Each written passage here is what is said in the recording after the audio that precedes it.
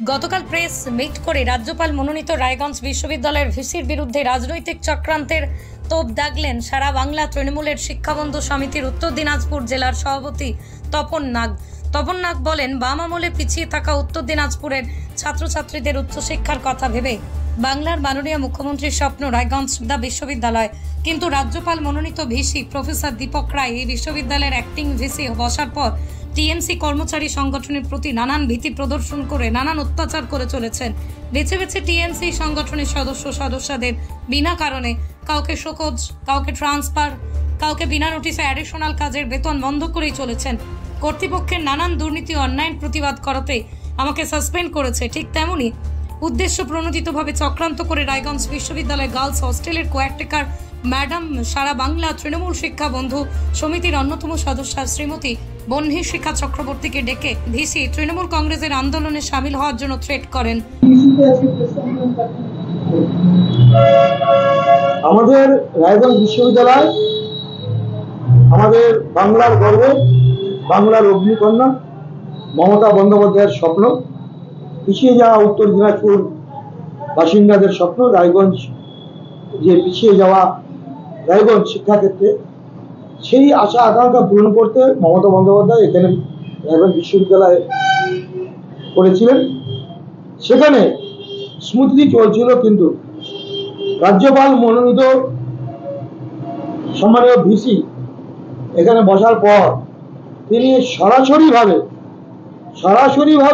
রাজ্যপালের নির্দেশে, বিজেপির নির্দেশে, বিজেপির সভাপতির ভূমিকা পালন করে চলছেন। তিনি নিরপেক্ষতা বজায় রাখেননি। বসার পর থেকেই আমাদের তৃণমূল যারা সমর্থিত ইউনিয়ন করেন বা টিচার্স থেকে আরম্ভ করে নন টিচিং, তাদেরকে ভয় ভীতি প্রদর্শন করা, আমাদের কোনো ড্রাইভারের অ্যাডিশনাল টাকা বন্ধ করে দেওয়া, ডিভাইডেশন করে দেওয়া, 3 দিনের নোটিশে ভিসির বাংলো থেকে 3 দিনের নোটিশে তাকে উচ্ছেদ করতে বলে ফ্যামিলি নিয়ে, সে করতে পারেনি বলে তাকে শোকজ। আমাদের যে লিডার আছে বিজয় দাস থেকে আরম্ভ করে যারা যারা দায়িত্বে থাকে, যারা নেতৃত্ব দিচ্ছে, তাদের কশন লেটার, ট্রান্সফার এবং বিভিন্নভাবে চোখ রাখানো চলছে। এবং ডাইরেক্ট এরকমভাবে করতে করতে আমাকে সাসপেন্ড করেছে। আপনারা জানেন তাদের একটাই টার্গেট যে তপননাথ বা আদার্স নেতৃত্বরা যদি না থাকে এখানে সুসংগঠিত করতে হবে আরএসএস এবং বিজেপি।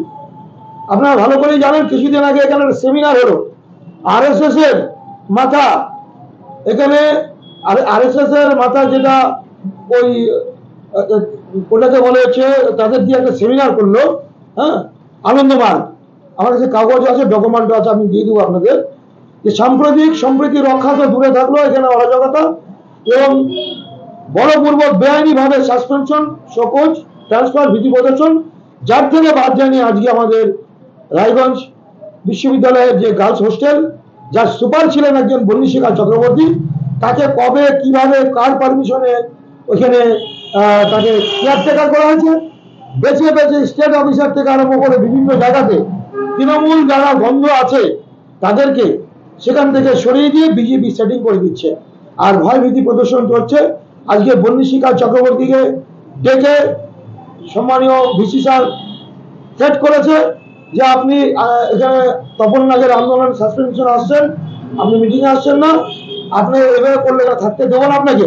কিন্তু উনি ভুলে গেছেন মনে হয়, উনি একজন অ্যাক্টিং ভিসি, বেআইনি ভিসি, যার জন্য ভিসির অ্যাডভার্টাইজমেন্ট হয়ে গেছে। খুব শীঘ্রই লিগাল ভিসি, পার্মানেন্ট ভিসি আসবেন। তাই আমরা বলতে চাই, যে অরাজকতা উনি করছেন, ভয়ভীতি প্রদর্শন করছেন, পঠন পাঠন এবং সুষ্ঠু পরিবেশ শিখে উঠেছে, আমরা তার তীব্র প্রতিবাদ জানাই। এখানে নানান অরাজকতা চলছে। যে সমস্ত আধিকারিকরা স্ট্যাটুট অনুযায়ী গাড়ি পায় না, ভিকেলস পায় না, লগবুক আছে, লগবুক লুকাতে পারবেন না, তারা প্রত্যেকে যে যার মতন নিচ্ছেন। উনি যেখানে সেখানে গাড়ি নিয়ে চলে যাচ্ছেন। দেখবেন কিছুদিন ধরে আমাদের এই সম্মানীয় VC sir, acting VC sir, যে উনি নীল বাতি গাড়ি, একটা প্রাইভেট গাড়ি জোগাড় করে তার মধ্যে, যেটা টোটালি ইলিগাল। তার আমাদের যদি শিক্ষা প্রতিষ্ঠানের মাথা এইভাবে অন্যায় কাজ করে, ইলিগাল কাজ করে, তাহলে আমরা শিখবো কোথেকে, আমরা যাবো কোথায়? এই ধরনের অরাজকতা, ইলিগাল কাজ। আজকে ম্যাথ ডিপার্টমেন্টে 2 দুজন, কারণ তারা পরিচিত, তাদের সমর্থক লোক, সেখানে একজন ব্যক্তি থাকতে আরেকজনকে নিয়ে গেছে, কারণ সেখানে তারা বলে তাদের দলটা করবে। এরকম অরাজকতা কোনো ডিপার্টমেন্টের লোকই নেই। আর কথা সকল সাসপেনশন বের করে দেবো। উনি ভুলে গেছেন যে এটা সরকারি জায়গা, এটা ওনার নিজস্ব ব্যাপার না, আমার না পৈতৃক না কারোর পৈতৃক, এটা মানে আধিকারিক ভুলে গেছেন। সেই জন্য যে অরাজকতা, সাসপেনশন, শোকজ, বেতন বন্ধ, বেতনের বৈষম্য বিভিন্ন ভাবে এইভাবে উনি চালাচ্ছেন। আজকে যে ওনাদের ধারণা ছিল যে তপন নাথকে সাসপেন্ড করে দেবে, বাকি আমাদের বিভিন্ন সংগঠনটা সুন্দরভাবে গোছানো হবে, সেই জন্য সেগুলো বালি সাসপেন্ড করে ওনারা প্রমাণিত হয়েছেন। বাকি তৃণমূলের সৈনিক যারা যারা এখানকার শিক্ষা কর্মী, তৃণমূল সংগঠন করে, শিক্ষা বন্ধু সেল করে, তারা প্রমাণ করে দিয়েছেন। তারা আপনারা জানেন যে একজন তপন নাথকে বেআইনিভাবে সাসপেন্ড করলেও বাকির আন্দোলন থেকে পিছিয়ে হাঁটেননি। এবং আগামী দিনে আমাদের আরো বৃহত্তর আন্দোলন হবে, যেহেতু আমাদের জেলা প্রেসিডেন্ট কানাইলাল আগরওয়াল, সম্মানীয় মানবিক বিধায়ক কৃষ্ণ কল্যাণী সহ ছাত্র জনতি, তারা ছাত্র নেতা আমাদের, তাদের প্রত্যেকের সাথে আলোচনা করে ছাত্রছাত্রীদের যেন কোনো অসুবিধা না হয় তার জন্য কিন্তু আমরা সাময়িকভাবে নেতাদের সাথে আলোচনা প্রেক্ষিতে ছাত্রদের স্মৃতি পরীক্ষা আমাদের সবাই কাজ করছে। পরীক্ষার পেছনেই আমাদের আবার বৃহত্তর আন্দোলন শুরু হবে অন্যায়ের প্রতিবাদে। তাই আমরা আজকে যেমন ভাবে বন্দিশিকাকে হুমকি দিয়েছে, বন্দিশিকা আজকে খুব বিব্রত, আজকে সে বাড়িতে সে বাজারে গিয়ে কান্নাকাটি করছে, বলছে তার হাজবেন্ড থাকতে পারবে না। যদি আইন থাকে আইনকে আমরা সম্মান দেবো, কোনো যদি গোপনীয়তা নষ্ট হয় তার পক্ষে আমরা থাকবো যেন নষ্ট না হয়। কিন্তু আজকে 2010 সাল থেকে যখন এই বন্দিশিকার হাজবেন্ড সহকারে ওখানে বাস করছিল, তাহলে তখন তারা কোথায় ছিলেন?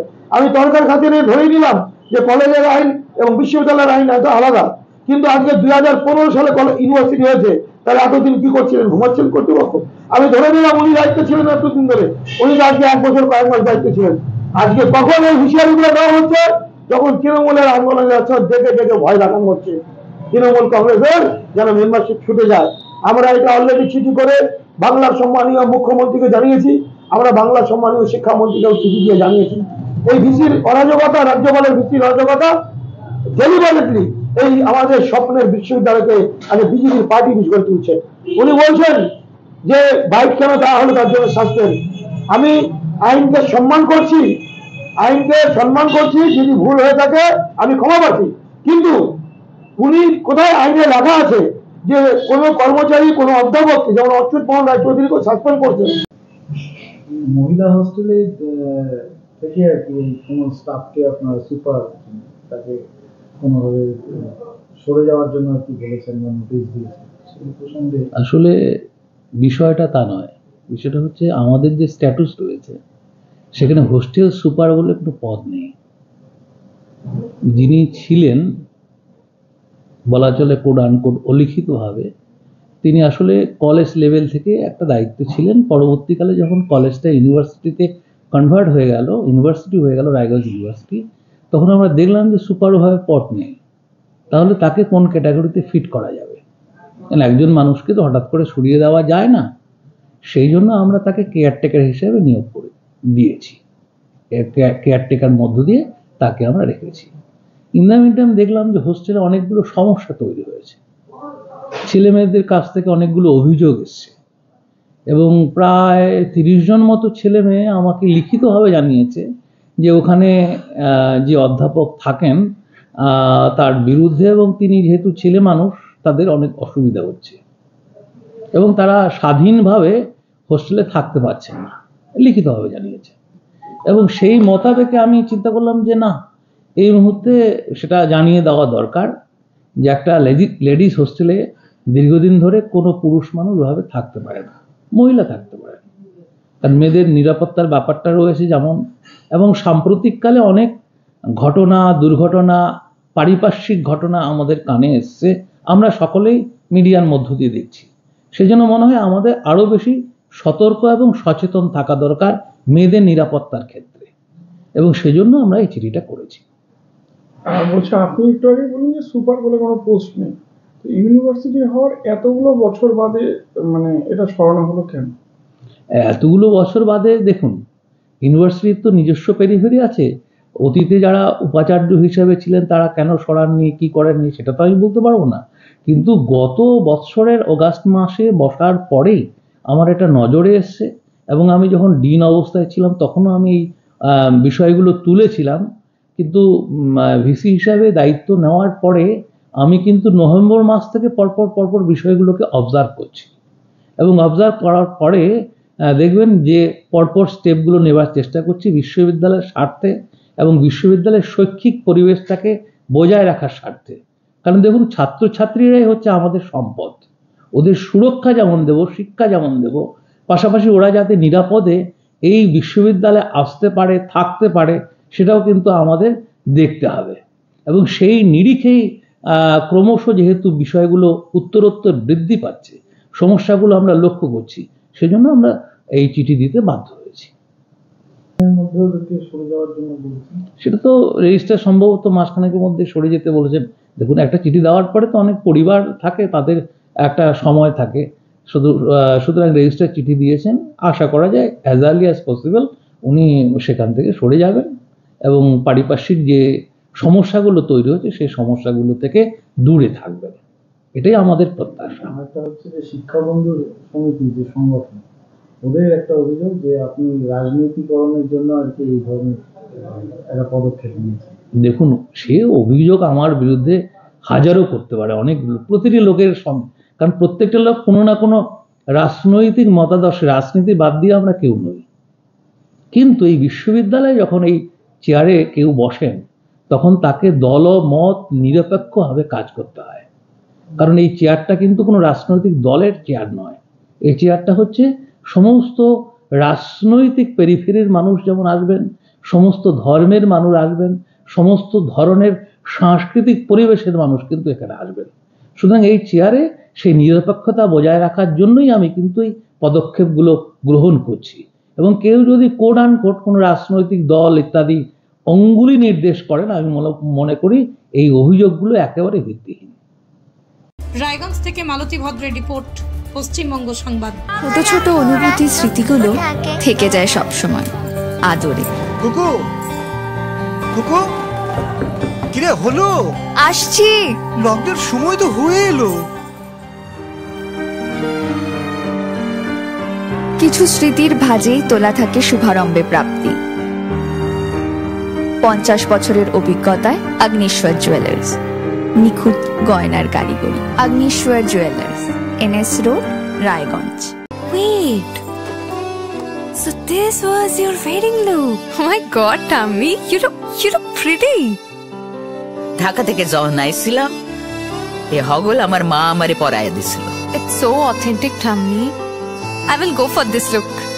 But what about my goina?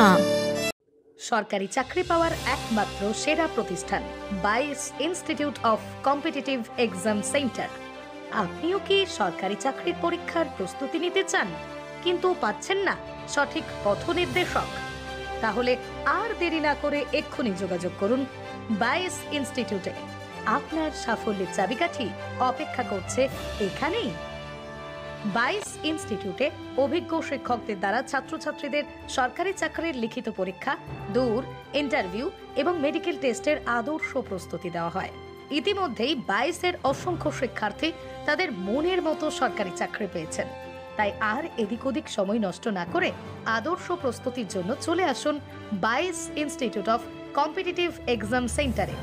যোগাযোগ করুন 9635461103 অথবা 9064687264 এই নম্বরে। ঠিকানা লক্ষণীয় মোড়, রায়গঞ্জ, উত্তর দিনাজপুর। চাটটা তো বেশ ভালো, ডিসকাউন্টে পেলি নাকি? তাহলে কি লাভ ভাই, খুব মোমো খেতে ইচ্ছে করছে, চ না। মোমো খাবি তো? আমি একটা ভালো জায়গা জানি যেখানে বেস্ট কম্বো পাওয়া যায়। কম্বো? ফোনটা মনে হয় খারাপ হয়ে গেছে, জানিস তো, হ্যাং করছে। ফোন খারাপ হয়ে গেছে তো? চ চ।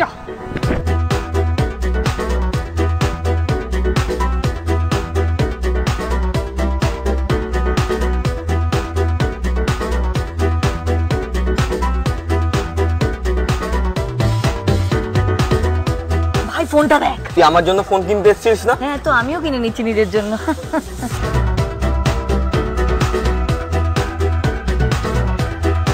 এত কিছু কেন কিনছি? কারণ রিলায়েন্স ডিজিটালে চলছে digital India sale, India's biggest electronic sale. এখানে চলছে 25% discount on widest range of tech. Visit your nearest Reliance Digital store today and experience the freedom to save more.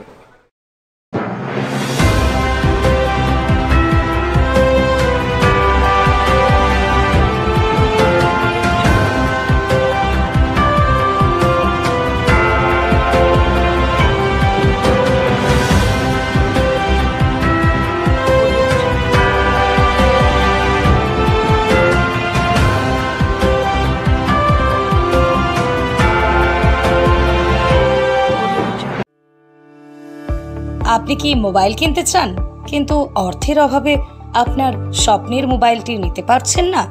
তাহলে আর চিন্তা করবেন না।